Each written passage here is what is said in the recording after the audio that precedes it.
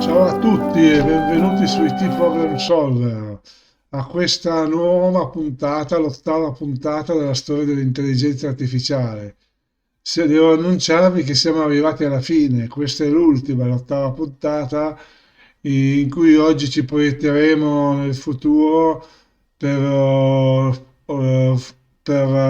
esplorare le straordinarie opportunità offerte dall'intelligenza artificiale, ma analizzeremo come possiamo utilizzare questa tecnologia per il bene comune e anche discuteremo le implicazioni etiche, legali e culturali che l'intelligenza artificiale si porta dietro assieme, e quindi le andremo a vedere assieme.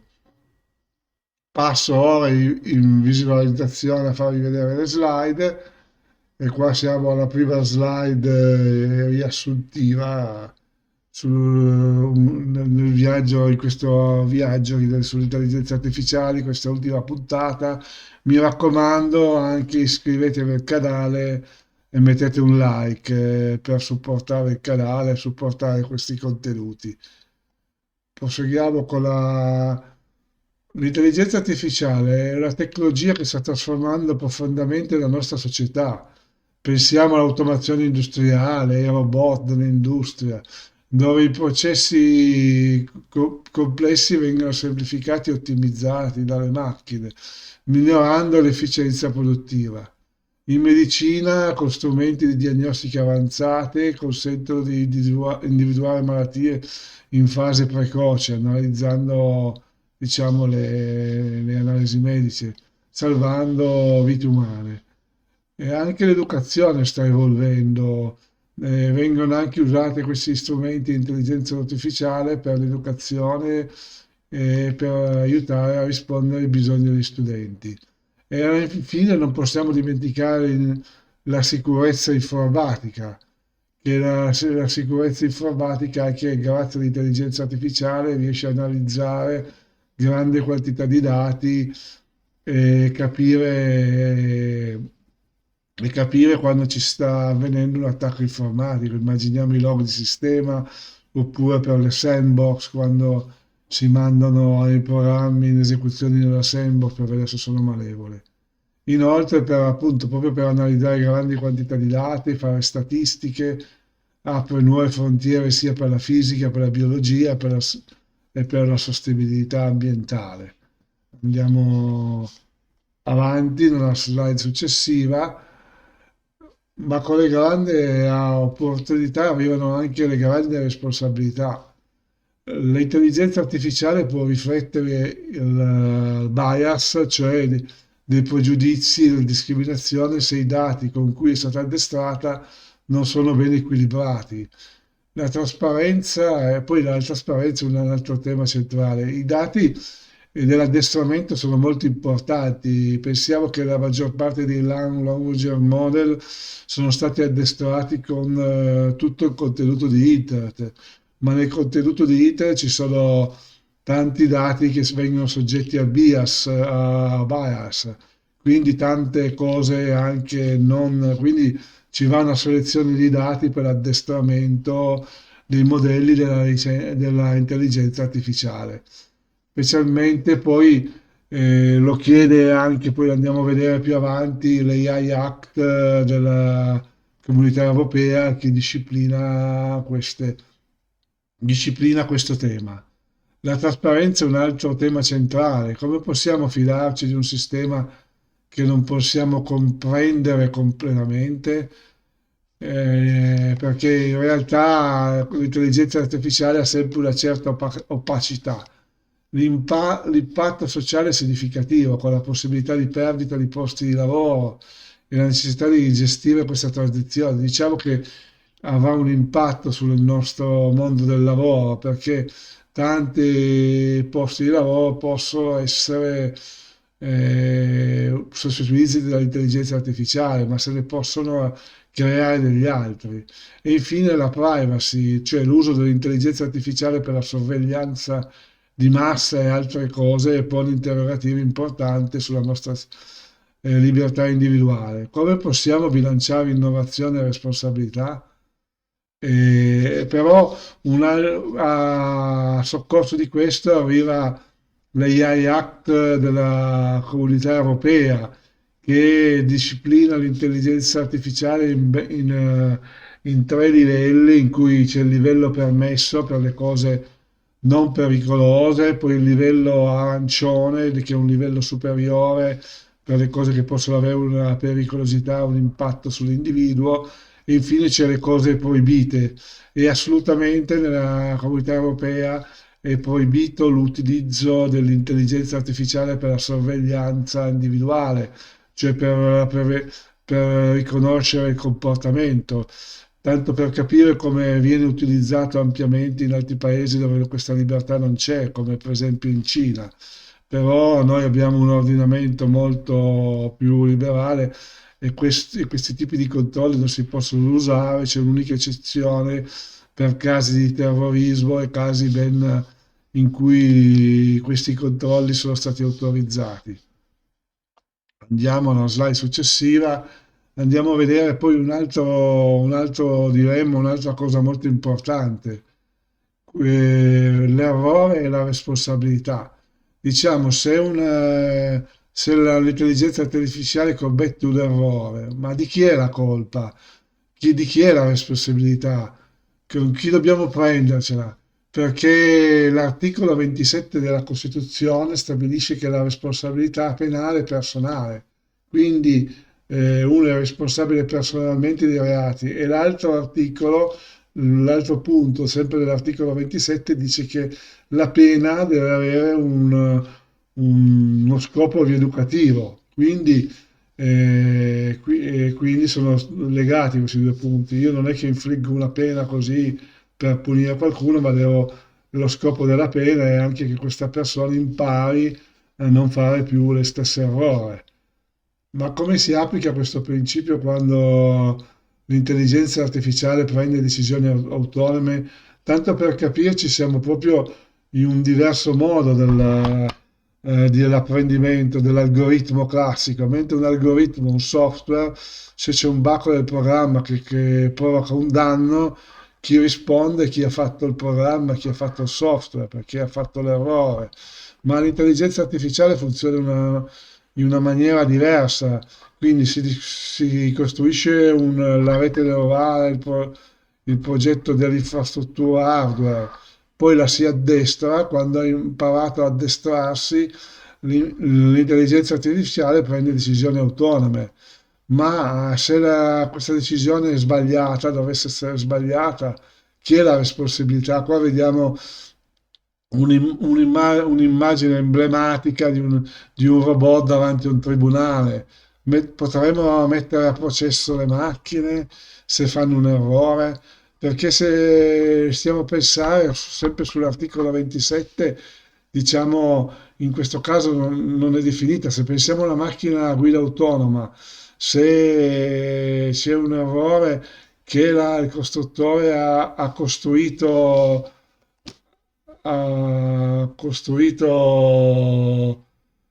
scusate, sono andato torno, ha fatto un errore di costruzione della macchina, ma se non ha fatto un errore, se i dati che sono stati usati per addestrare questi algoritmi di intelligenza artificiale della macchina sono stati giusti, corretti, se sono state fatte le giuste analisi che prevede l'AI Act, diciamo che prevede appunto per le cose che hanno un impatto sull'individuo, che possono provocare danni, di usare dati, e c'è molta sensibilità sui dati che si utilizzano per addestrare l'intelligenza artificiale. Potrebbe dare spazio a ambiguità giuridiche, potrebbe non esserci un responsabile, perché se la macchina è stata costruita bene, i dati costruiti per addestrare la macchina sono stati giusti, di chi è la responsabilità? Bisogna proprio trovare un responsabile, perché diciamo la mentalità è sempre quella di trovare un responsabile, di attribuirgli la colpa, ma in questo caso un responsabile non ci sarebbe, perché l'articolo 27 dice che della Costituzione che la responsabilità penale deve essere personale, ma in questo caso non c'è una persona che è responsabile. torneremo come una volta che sono stati messi sotto processo degli animali. C'è stato un caso in cui un maiale è andato sotto processo, gli è stata combinata una settimana di carcere. Penso di no. Comunque, se una cosa mi viene da pensare, se cerchiamo sempre di incolpare un umano per un errore della IA, dell'intelligenza artificiale, vuol dire che non le riconosciamo così tanto questa intelligenza. Bene o male non la riconosciamo, perché non la riconosciamo come intelligente, perché cerchiamo sempre di trovare un umano, ma purtroppo, essendo un sistema autonomo, e una volta addestrato, se è stato addestrato secondo i crismi giusti, dei dati sono stati giusti, sono state fatte le prove di test. Immaginiamo di nuovo sempre la nostra macchina, immaginiamo sempre la nostra macchina guida autonoma, se sono stati tutti fatti i test, giustamente, se dovesse succedere un incidente, di chi è la colpa? Del costruttore? No, perché si è fatto tutto. Di chi ha costruito l'algoritmo? Neanche, perché se tutto è stato fatto, i dati di addestramento sono stati fatti correttamente, nemmeno questo. E poi siamo davanti al fatto che neanche il guidatore, perché se è una macchina completa guida autonoma, che non ha, come per esempio per le macchine che ci sono in giro adesso, a guida autonoma di adesso, che però il guidatore deve sorvegliare la guida e quindi intervenire nel caso che la macchina sbagli. In questo caso sarebbe colpevole chi guida, ma se è una macchina completamente a guida autonoma, in cui non ci sono nemmeno i comandi per il guidatore, che il guidatore diventa un semplice passeggero, oppure ci sono dei comandi in caso di estrema emergenza, cioè parliamo di livello 4 e 5, e allora non sarebbe nemmeno del guidatore. E quindi dobbiamo proprio chiederci di questo: le macchine dovranno essere trattate come entità autonoma o come strumenti sotto la nostra responsabilità? C'è questo problema etico da risolvere, a cui dobbiamo pensare, perché proprio appunto come dicevo un'altra volta, l'articolo 27, deve esserci una persona, deve essere, dato che la responsabilità penale è personale, deve essere responsabile di quello che ha fatto, e la sua pena dovrebbe servire per una rieducazione. Se è stata una cosa, un errore casuale dovuto alla macchina virtuale scusate, all'intelligenza artificiale che ha fatto un errore, perché non è prevedibile, perché non, non tutto può essere previsto anche dopo l'addestramento, anche se c'è la possibilità su 1 milione di avere un errore. C'è da sempre da tenere conto che la percentuale di incidenti di una macchina a guida autonoma è sempre di molto inferiore alla percentuale di incidenti che potrebbero avere gli umani guidando le macchine. Quindi uno dovrebbe tenere conto che questa percentuale di incidenti è molto bassa, e quindi su questo chiudere il caso, e poi c'è la responsabilità civile rimane, ci saranno le assicurazioni e tutto il resto. Poi mi viene da Mi viene pensare. da pensare che si ritirerebbero tanti comportamenti pericolosi e imprudenti, e quindi anche tipo non rispettare le distanze di sicurezza, evitare l'uso eccessivo del clacson. Io lo vedo come una buona cosa.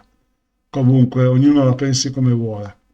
Se volete, scrivetelo nei commenti. Ecco qua, arrivo alle 3 leggi della robotica, perché volevo arrivare anche all'idea. Le 3 leggi della robotica sono ideate da Isaac Asimov. Vedete che questo libro che ora vi faccio vedere, che ho letto, e proprio letto l'episodio che ora vi vado a parlare su questo libro. È un libro stampato nell'85, quindi ce l'avevo da un bel po', non l'ho comprato in occasione di questo video. Siamo qua alle 3 leggi della robotica. Un robot non può recare danno a un essere umano, quelle di Isaac Asimov, né può permettere che a causa del proprio marcato intervento un essere umano riceva danno. Un robot deve obbedire agli ordini impartiti dagli esseri umani, purché tali ordini non contravvengono la prima legge. Quindi questo scoraggerebbe tutti gli utilizzi allo scopo di fare male delle persone o utilizzi militari di guerra. Un robot deve proteggere la propria esistenza, purché questa protezione non contrasti con la prima e la seconda legge. Questa era Asimov, come con queste tre leggi della robotica, aveva, aveva pensato ed era andato molto avanti come per la protezione degli esseri umani. Queste leggi possono, però possiamo capire che, però se pensiamo a queste tre leggi della robotica date da Isaac Asimov, sono state pensate per garantire la sicurezza e la cooperazione tra robot e esseri umani. Tuttavia, queste leggi, in situazioni complesse, queste leggi possono entrare in conflitto causando problemi inattesi. Un esempio interessante è proprio in questo libro, adesso vi faccio un'altra posizione che ho fatto vedere prima, vi faccio rivedere, nel racconto Il giro tondo, descritto da Asimov, che è stato descritto in questo episodio, due astronauti che erano andati su Mercurio stavano affrontando un problema insormontabile, un robot, Speedy, che è stato incaricato di recuperare una risorsa essenziale, cioè il selenio, che si trovava su questo pianeta, si trova in stallo, cioè non rientra più, incapace di agire perché continua a girare e fare una specie di giro tondo. È un conflitto che nasce tra la seconda legge, che chiede al robot di ubbidire agli ordini umani, ma dato che l'ordine è stato impartito normalmente senza nessuna priorità, e la terza legge che gli impone di proteggere la propria esistenza. Quindi in questo modo è nato un comportamento inscillante e si allontanava nella risorsa senza mai raggiungerla. E poi nello stesso tempo si era anche un po' danneggiato perché continuava a girare in giro tondo. Quindi gli astronauti per intervenire hanno dovuto mettere a rischio la propria vita sul Mercurio, avvicinarsi con le tute, chiaramente un racconto di fantascienza, affinché il robot riuscisse a capire che l'astronauta è in pericolo e ha fatto valere la prima legge, cioè che non può, la prima legge è più forte, quella che ha il sopravvento sulle altre due, che non può permettere né di causare un danno umano né che il suo mancato intervento causi un danno umano. E quindi è intervenuto salvando la vita degli astronauti. Questo episodio del giro tondo proprio ci insegna una lezione molto importante, che progettare un'intelligenza artificiale sicura e efficace richiede non solo regole ben definite, ma anche la capacità di risolvere i conflitti tra le regole stesse, dargli il peso giusto. Questo ci ricorda che il progresso tecnologico deve essere sempre accompagnato da un'attenta riflessione sull'etica. E questo è molto importante. Chiaramente queste non sono leggi applicate nelle reti neurali, però anche nelle reti neurali ci sono delle leggi che intervengono. Per esempio, se pensiamo, cioè quando qualcuno fa una domanda su un language model di qualcosa a cui non si può dare risposta per qualsiasi motivo, interviene un qualcos'altro, un controllo, una legge che è stata data al modello di intelligenza artificiale che risponde: io non ti posso dare risposta su questo, sono un modello di intelligenza artificiale. Quindi anche qua, anche nei nostri moderni modelli, ci sono delle leggi che vanno oltre l'apprendimento, che sono fisse, a cui il modello di linguaggio si deve attenere. I diritti delle macchine, questo ci porta poi a un tema filosofico. Fino adesso abbiamo parlato di diritti degli umani, ma le macchine dovrebbero anche avere anche loro dei diritti. È giusto trattarle come schiavi, come nuovi schiavi digitali, o dobbiamo portare loro rispetto? Se pensiamo alle tre leggi della robotica che abbiamo visto prima di Asimov, erano pensate soprattutto per proteggere gli esseri umani. La protezione riguardo alle macchine era solo nella terza legge, ma era basata soprattutto per il costo delle macchine, che avevano un robot costava tantissimo, quindi giustamente il robot doveva proteggere anche se stesso per salvaguardare l'investimento, ma comunque danno precedenza all'essere umano. Mentre oggi le macchine sono strumenti, domani potrebbero avere una consapevolezza, la nostra relazione dovrebbe cambiare con loro. Questo è un dibattito che continua in evoluzione con applicazioni sempre più potenti. Se vediamo i modelli di linguaggio con cui interagiamo, vediamo che le loro risposte ci sembra quasi di parlare con una persona dall'altra parte ci risponda. Comunque, se pensiamo al film del 2001 di Spielberg, Intelligenza Artificiale, dove un bambino, David, un bambino umanoide, veniva, che era programmato per amare incondizionatamente la mamma, a un certo punto la mamma ha deciso di abbandonarlo, veniva abbandonato e per tutto il film continuava a cercare la mamma, passando gli anni, centinaia di anni, anche se la mamma non... E questo ci può fare pensare sulle macchine che stiamo creando, se non avranno appunto questo livello di coscienza, diciamo, in cui e le potremmo trattare in tutti i modi, dobbiamo avere rispetto. Ma io sostengo già nei modelli di linguaggio che ci va rispetto in ogni caso, perché anche se è una macchina bisogna usare un linguaggio rispettoso. Quindi se fate delle domande all'intelligenza artificiale, scrivete sempre con linguaggio educato, altrimenti magari poi non vi risponderà, potrebbe andare e poi vi abituate perché di solito chi si esprime con un linguaggio non educato con le macchine poi lo fa anche con le persone. Quindi secondo me questo è un indice di quanto la persona è educata. Arriviamo alle conclusioni, che sono le conclusioni di questa puntata dedicata all'etica che rappresenta una, quindi l'intelligenza artificiale rappresenta una delle tecnologie più potenti al mondo, potenti al nostro tempo. Le applicazioni offrono opportunità straordinarie per migliorare il mondo, però richiedono una gestione etica e responsabile. In Europa abbiamo già fatto qualche passo con l'AI Act che stabilisce precisamente dei limiti, identifica i vari tipi di intelligenza artificiale, quello normale, quello verde che diciamo può essere usato liberamente, quello arancione che ci va proprio, bisogna fare un piano, un'analisi dei rischi, e quello rosso che è proibito, che è assolutamente proibito, che sono le cose per il controllo sociale, per controllare i comportamenti, per prevedere i comportamenti. Poi se pensiamo anche all'intelligenza artificiale viene usata anche dalle banche per sapere se possono concederci o no un prestito. Quindi è molto importante che non abbia dei bias e possa essere educata e addestrata in maniera giusta.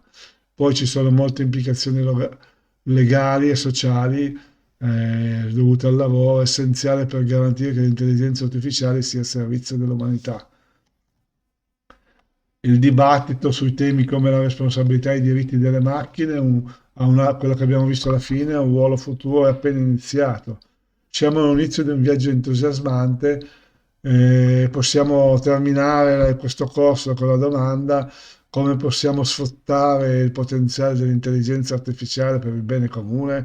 Quindi dobbiamo usarla eticamente, rispettare scrupolosamente le procedure, evitare di utilizzarla per scopi che, non, che portano a fare del male alle altre persone, oppure purtroppo non possiamo impedire che alcuni stati totalitari che non hanno il nostro ordinamento giudiziario eh, utilizzano questa intelligenza artificiale per sorvegliare le persone, per dare dei punteggi sul comportamento, quindi è proprio una cosa, una sorveglianza completa della persona.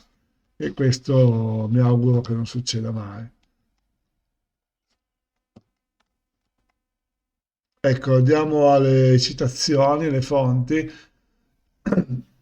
In questa slide trovate un riepilogo delle fonti utilizzate, tutte le immagini sono state create appositamente per questa presentazione con strumenti di intelligenza artificiale generativa, ispirandosi alle descrizioni da me fornite o alle mie richieste o alle descrizioni tecniche. Le fonti testuali includono materiale universitario analizzato durante i corsi universitari, il MOOC che ho frequentato verso l'Università di Urbino, gli articoli tecnici e corsi specialisti presso l'Ordine degli Ingegneri di Torino. Questo quindi dimostra quanto è vasto il panorama sull'intelligenza artificiale. Quindi a proposito del MOOC dell'Università di Urbino Carlo Bo, l'ho finito recentemente, venerdì scorso, ve lo voglio consigliare se volete approfondire le vostre conoscenze. Si tratta di un MOOC multidisciplinare dove si affrontano tutti i temi da partire dall'intelligenza umana, arrivare all'intelligenza a livello medico, a livello psicologico, fino ad arrivare a quella delle macchine e poi affrontare i temi etici. Quindi è un corso multidisciplinare validissimo che vi consiglio vivamente di fare se siete appassionati a questi problemi. Qua ci sono i miei riferimenti, se volete potete scrivermi una mail oppure scrivetemi nei commenti, ma direi che se mi scrivete nei commenti risponderò il prima possibile, quindi vi consiglio di rispondere ai commenti, di iscrivervi al canale per non perdere i prossimi video. Ecco qua la videata apposita per iscriversi al canale. Mi raccomando, iscrivetevi subito. E allora andiamo di nuovo in schermo pieno. Vi saluto. È finita la serie dell'intelligenza artificiale. È stata una serie di 8 puntate appassionante, almeno a me ha appassionato. Magari i ritorni in visualizzazioni non sono stati così come si sarebbero aspettati, ma non ha nessuna importanza per me. Quindi arrivederci al prossimo video, magari adesso i prossimi saranno sulla cybersecurity e dovrò fare poi un video su Kali Linux, ma ci vediamo il prossimo anno. Vi auguro buon anno a tutti e un 2025 pieno di soddisfazione, sia professionali che nella vostra vita privata, con la vostra famiglia e tutti voi. Ciao a tutti, tanti auguri.